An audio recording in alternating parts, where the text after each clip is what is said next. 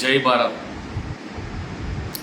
కాశ్మీర్లో నువ్వు చచ్చిపోయినావు, నీ భార్య ఏడుస్తున్నా,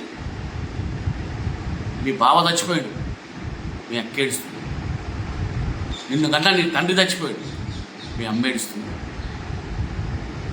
అడ అడగలేదు నువ్వు ఎస్టీవా, నువ్వు బీసీవా, నువ్వు అగ్రవర్ణానివా, నువ్వు అంబేద్కర్ సంఘమా, నువ్వు బీసీ సంఘమా అని అడగలేదు.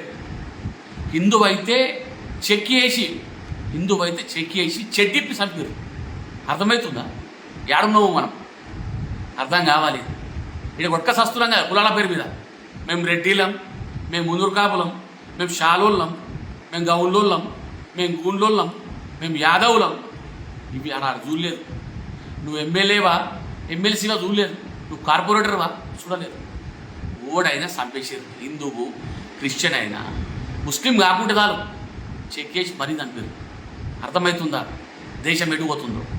మొన్న వక్ఫ్ బోర్డుకు సపోర్ట్ చేసిన టీఆర్ఎస్ వాళ్ళు కూడా ఉగ్రవాదులే. నీకు అర్థమైందా? వక్ఫ్ బోర్డు కోసం సపోర్ట్ చేసిన వీళ్ళు కూడా, కాంగ్రెస్ వాళ్ళు కూడా ఉగ్రవాదులే. వాళ్ళకు సపోర్ట్ ఇచ్చారు కదా. పశ్చిమ బెంగాల్ ఏం చేసారు? హిందువులను తరిమి కొట్టారు. వీళ్ళు కూడా ఉగ్రవాదులకు కిందకేస్తారు. ఇప్పుడు వాళ్ళకు చంపిన వాళ్ళకి వీళ్ళు సపోర్టర్లుగా ఏర్పడకుండా పరోక్షంగా రాహుల్ గాంధీ దేశం దాటిపోయిన లోపల ఏదో కూడా అవుతా ఉన్నది. వాళ్ళు ఇక చంపి నరేంద్ర మోడీకి చెప్పుకో అని చెప్తున్నారు. అంటే ఈ నరేంద్ర మోడీ ఒక్కడే దేశాన్ని కాపాడతారు. ఈ విషయాన్ని మీరు అర్థం చేసుకోవాలి. ఓ హైదరాబాద్ కార్పొరేటర్లు మీకు దండం పెడతా.